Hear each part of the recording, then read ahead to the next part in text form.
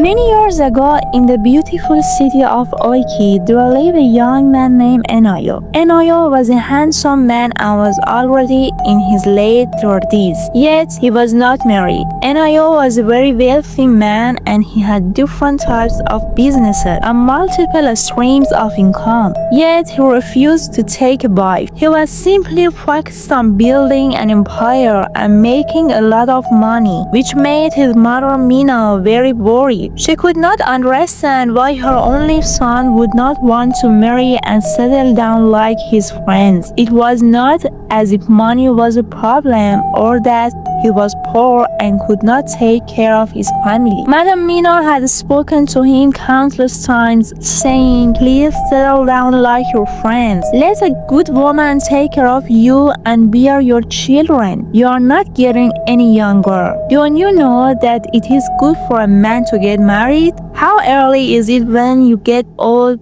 that you finally settle down? Do you want your children be calling you grandpa? Please don't bring shame on me. Look at Muka or Misha or Mama. All their sons are married with children of their own. But look at me. My only son, no, my only child has refused to get married. You'd be flying from one state to another for one meeting or another." Because Madam Mina said, looking very sad, "Oh, Mama, stop now, please. Not again. Stop it. I do not have the same goals or destinations as Muka and Misha or anyone at all for that matter. Marriage is the last thing on my mind now. All I want to do right now is to build an empire. I don't want to marry a woman and have her suffer because I am unable to take very good care of her. I also don't want to bring children into the world that I cannot provide for her. Mama, for now, my focus is on having enough money so that I can retire well." He replied, frowning, "I beg you, let me hear a word. You are talking as if you are speaking to a stranger who doesn't know your net worth. You're worth almost $1 million and you're here talking to me about wanting a mass wealth, which wealth will kill me. You will kill me." Madam Mina responded, crying, "Mama, please now, please stop being so dramatic. Oh, please just stop crying first. Just stop, okay? I promise you, I will get married before the end of next year, so please be on the lookout." Anayo would reply as he called his mother while trying to comfort her. Mina did not believe a word that her son had said, so she took it upon herself to find a wife for him. She introduced him to several beautiful young ladies, but Anayo would usually have one complaint or another about some of them. He would say, "Oh, Mama, this one is too short. If we get married now and her genes are stronger than mine, which means our children will be dwarfs. And I am sure that you do not want your grandchildren to be dwarfs." For others, he will say, "Oh, Mama, this one is too fat. Now imagine how we'll look when she gives birth. She will not become obese. She'll start looking like my mother." And he would say to his mom each time she introduced one of her friend's daughter to him. It was either that the lady was too short or too fat or too tall or too busty or was not covering enough or was not educated or was not smart enough. It was from one complaint to the other. Madam Mina was very frustrated. She had introduced more than 40 beautiful, sophisticated, elegant ladies to her son, yet her son did not like any of them. Madam Mina became very frustrated and tired, so she stopped introducing any more ladies to her son. Instead, she began to pray. She would pray, begging God to please touch her son's heart so that he would see the need to settle down and have a family of his own. She even went further to sow seeds in church so that God would work faster and touch her son's heart. Meanwhile, Anayo was busy focused on building multiple empires. But what Madam Mina did not know was that Aside from her efforts, many other beautiful women who worked in his organization and in the same industry were throwing themselves at him for free. However, he rebuffed all their attempts even when he went to the nightclub where he just sat and drank while his friends danced with women. Things continued like this for the next few years. One night, Madame Mina could not sleep. She was lost in deep thought. Her son, Anayo, was a stunning 40 years old that day, yet he was still not married. She knew that at this point she had to do something drastic, and then she came up with the perfect plan. She was sure that this one was going to work, so one day Anayo was at his office talking and discussing about his best friend and business partner Aichi when he received a call from a doctor who told him that his mother was sick and had been admitted to the hospital and that he needed to come as soon as possible. Anayo abandoned everything he was doing and went to see his mother at the hospital. His mother lay on the bed, looking very frail and weak. "Oh, Mom, what happened to you? Are you okay?" "Doctor, what is wrong with mother?" Anayo asked, looking frantic and almost in tears streamed down his face as he said, "I'm sorry, sir, but your mother has cancer and may not have a long time to live." The doctor looked very sad. "Cancer? God forbid! Doctor, please, my mother cannot have cancer. Please do anything to save her. I do not care how much it costs. I promise you that money is not a problem. I will pay. Please, doctor." Anayo replied, crying and begging. Over the next few weeks, Anayo abandoned his businesses, his empire to stay by his mother's side. He cuddled and petted her. Nothing was more important than his mother. Anayo was very scared of losing her. His mother was the only thing that mattered to him in this world. It was during his stay at the hospital with her that he promised her he would get married without fail in 3 months so that his wife could get pregnant, and in 9 months they have a baby, as the doctor had told him that his mother had barely 2 years left. Madame Mina was very happy. She knew that her son was going to keep his word this time. Her plan had worked. A few days later, Madame Mina was discharged, and Anayo spent a few more days with her before returning to his home and business. Everything was just as he had left it. His best friend and business partner Aichi had handled things excellently in his absence. Anayo was very worried, and for the first time, he began to search for a wife. He wanted a good and responsible lady. So, his first course of action was to go to a church. He started attending a Bible-believing church in his area, and that was where he met Nani. Nani was a very beautiful young lady and a devoted Christian. She even served as the head of the ushering department. She was also a fashion designer. He had observed her for weeks and noticed that she was respectful, calm, and well reserved. He also noticed that she did not have many friends and she was involved in church activities. So she decided that she was going to be a good wife and an excellent mother. One day after the service ended, Anayo was waiting patiently by his car. Then saw a young man whom he recognized as the court director, holding hands and walking. They were both leaving the church premises when Anayo called out and said, "Excuse me, may I please have a word with you?" Anayo said, smiling, and immediately the choir director, who was standing with her, interjected and said, "Sir, she's my girlfriend, and whatever you want to say to her, you can say it in my presence." The choir director replied, already fuming in anger,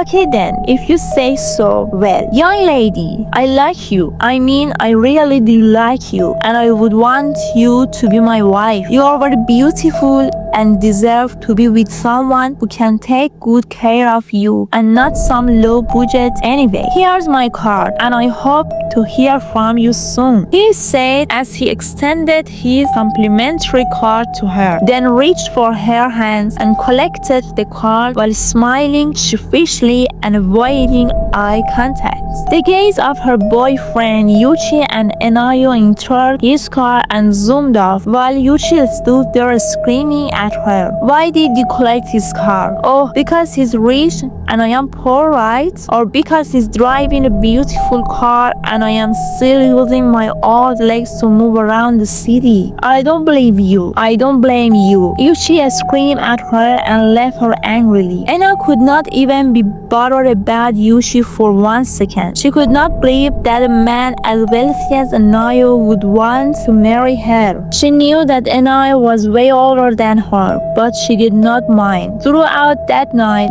she could not sleep. She picked up her phone, debating whether or not she should call Anayo. She did not want to sound desperate. She really liked him, and she had noticed him from the very first time he had come to their church. Just the sense of the perfume alone had left her mesmerized. She always wondered why he came to church alone, why she was abroad. She didn't even know that he was still single. Then she felt so lucky that out of all beautiful ladies in church, Anna had chosen her. So she decided that she was going to play it safe. She was not going to call him that night, so she wouldn't sound desperate. Instead, she went ahead, lay down and slept. She was excited and nervous at the same time. Then she said hello and he smiled and said, "Oh, it's you?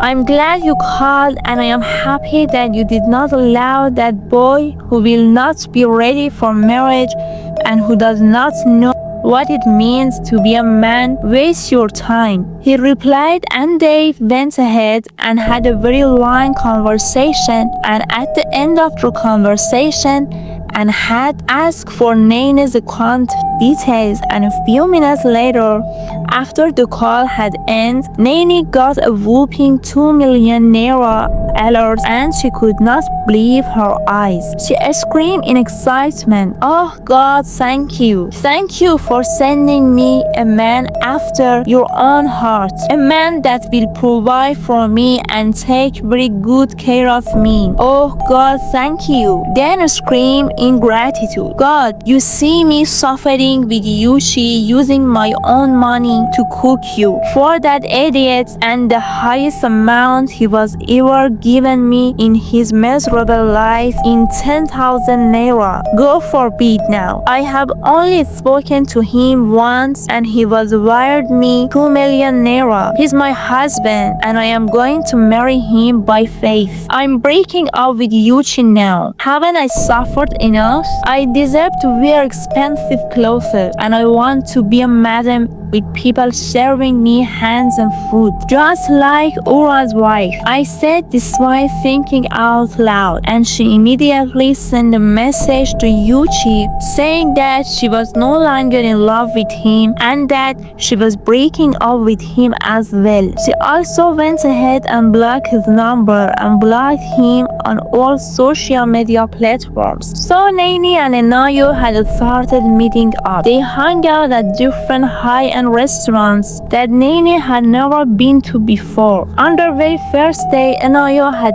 come with his business partner and best friend Aichi, and although Nene felt that it was strange for him to have come with a friend on their very first day, she dismissed it because she made excuses for him in her mind, thinking that maybe he had come to their date from a business meeting and his friend had just tagged along. Besides, she also liked Aichi and they had a very good conversation. They all laughed and had fun. By this time, the news had spread around the church that Nene had broken up with Yuchi and had left him for a very wealthy man. Everyone was talking about it, but Nene did not care at all. Yuchi had also come to beg her to sever ties, but her mind was made up. She was not going to leave a rich man like Anayo for Papa like so. Nene continued to date Anayo, who bought her gifts and took her to expensive places, but she noticed that they were never alone. Eiichi always followed them, whether they went to a cinema or for a boat ride. Eiichi was there. Even when they were taking an ordinary walk together, Eiichi tagged along. This was becoming very uncomfortable for her, but she didn't want to say anything to Anayo for fear that he might get upset and accuse her of trying to control him, which could lead him to consider breaking up with her. She was determined not to let anything come between her and her dream of becoming a rich man's wife. Moreover, when I finally get married to Anayo, I will not be living with us now, Nene thought to herself. She thought so 2 weeks after they had met, Anayo officially proposed to Nene, and she was so happy that she accepted his proposal on the spot. Nene took Anayo to see her pastor and formally introduced him. They conversed and had a great time at the pastor's office. But later that day, Nene's pastor called her on the phone and said, Nene, that man you brought to see me today is not your husband, though he is a wolf in sheep's clothing. Have you prayed and asked the Lord about him?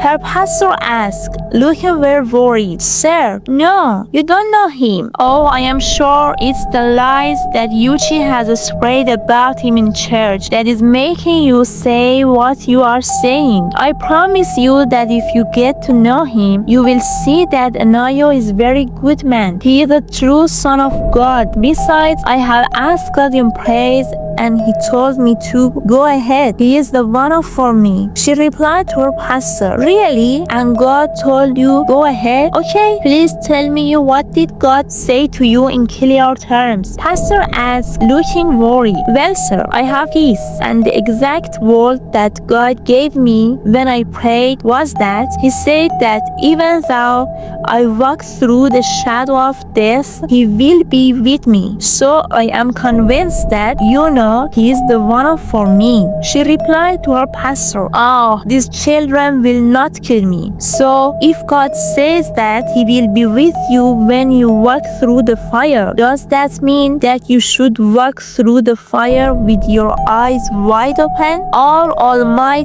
teaching in vain? Is it entering one ear and coming out the other? Anyway, I have told you what the Lord is saying. It is now left for you to take it or leave it, Pastor said, and then he ended the call. I know it's that few person who has gone to tell the pastor false things about my darling because I dumped his story self. Anyway, nobody can stop me from marrying him. Nobody can stop me from marrying the love of my life, not even the church or my pastor. I said this out loud while fuming in anger, so I refused to listen my pastor's counsel, and because I was now engaged to Anayo, I started visiting him at his home. Yet Eiichi was still around, always looming over us. He would step out for just a few minutes and then come back quickly, without giving us any breathing space or personal space to bond. I asked Anayo if I live with him and was shocked to hear that indeed I live with him. But I was too shy to ask him if he continued to live with us after we got married. I decided not to raise any issues at all,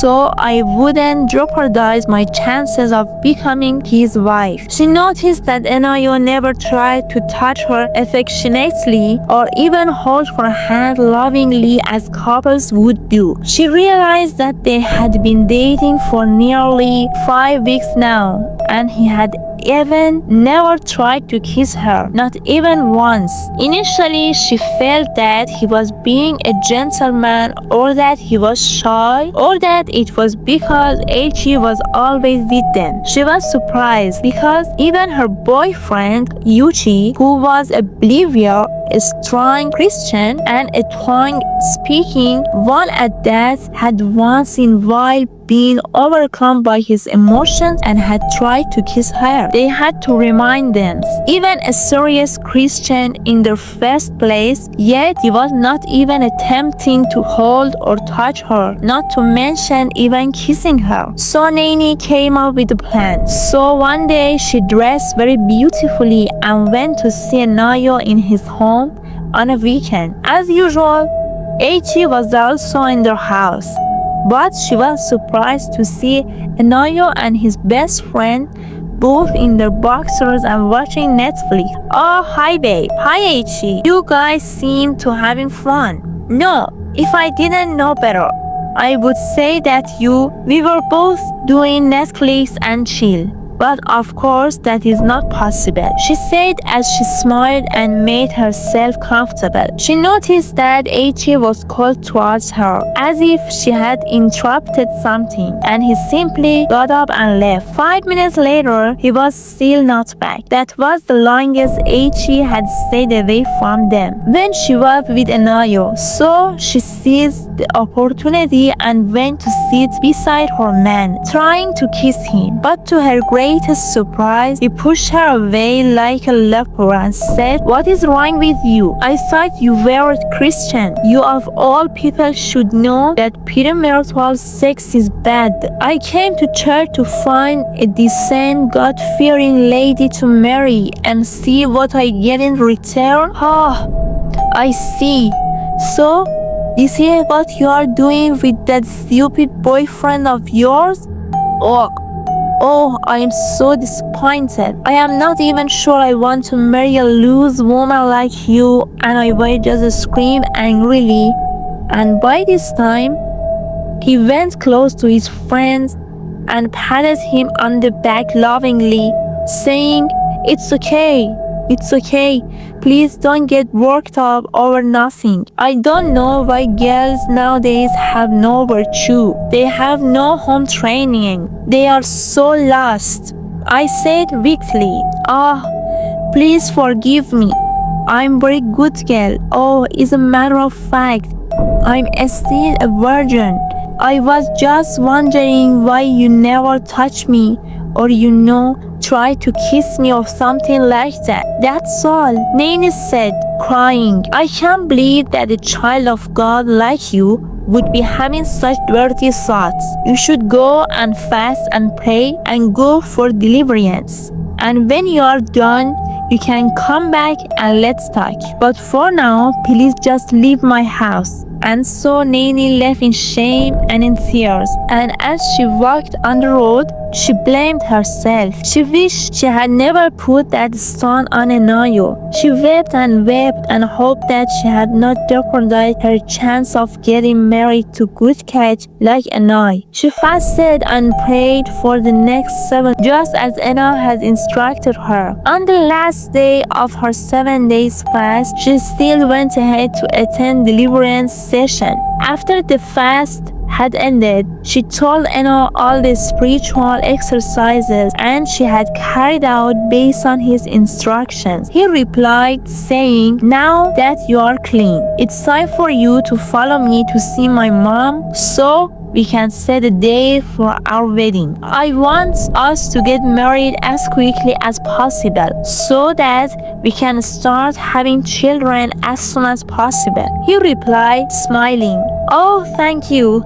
Thank you so much. I will never disappoint you again." Then they responded happily. So they went ahead and visited Anaya's mother. Madam Mina was so happy. She danced and celebrated that Anaya had finally brought a woman back home. She looked at Nani and instantly fell in love with her. She welcomed her warmly into her home and promised to take very good care of her. Nani was so happy. She was more than convinced that she had made the right decision. A few weeks later, the day was finally here. It was their wedding day. Nani had a fairy tale's wedding like she had always dreamed of. She looked and felt like a princess. Anayo had sprayed no essence whatsoever just to make her happy and was so happy. However, she was worried that Anayo would rather share some inside jokes and laugh heartily with Eichi, who also happened to his best man on their wedding day, rather than share those jokes with her. For crying out loud, it was their wedding. But yet again, she decided not to make a mountain out of the molehill. After all, she was now officially Mrs. Nani, and Anayo was excited. So later that night, Nani and Anayo had retired to their hotel room. Nani had changed into very beautiful lingerie and was hopeful that they would finally be able to consummate their marriage. At least now it was not a sin, and also Eichi was not looming around. But instead of Anayo performing his marital obligations towards Nani, he simply complained that he was tired and needed to rest. So they ended up not doing anything and slept that night. At this point, she was frustrated and knew that something was wrong. For crying out loud, which man in his right senses would refuse her, especially when she was wearing very sexy lingerie?